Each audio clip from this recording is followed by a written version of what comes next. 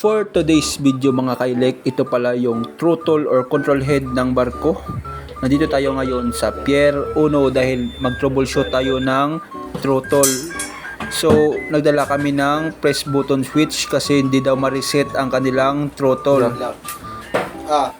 Kaya binuksan na namin para ma-check namin kung ano pa ba yung mga sira niya. So, itinest namin una yung press button switch kung ito ba ay sira talaga. So wala siyang contact mga kailek, no?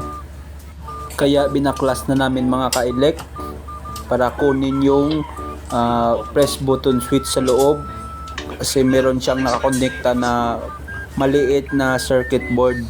So ito pala yung socket niya, mini socket mga kailek, no? Dalawang uri kasi ng throttle ang ginagamit nila dito sa Osanjit.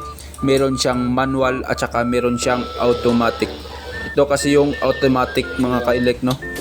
Kaya nagpainit na kagad ako ng soldering iron dito mga kailek para kunin itong press button switch. Ito mga kailek, oh.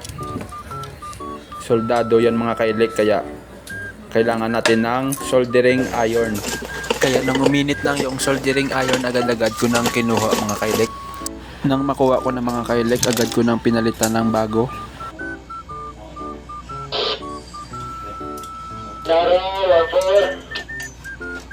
At nung natapos na naming maibalik ang bago, agad-agad na naming i-chinek.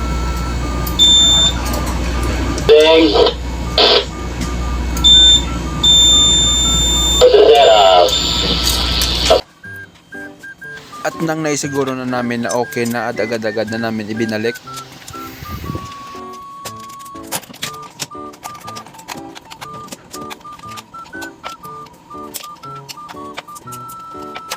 At hindi pa kami komportable doon mga kailek, agad-agad na namin i-double check.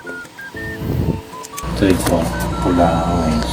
3, 4. At pagkatapos nun mga kailek, agad-agad na namin sinubukan at ito na yung resulta niya. Balik mo daw. Nakanan mo na. So maraming salamat sa panonood mga kailek.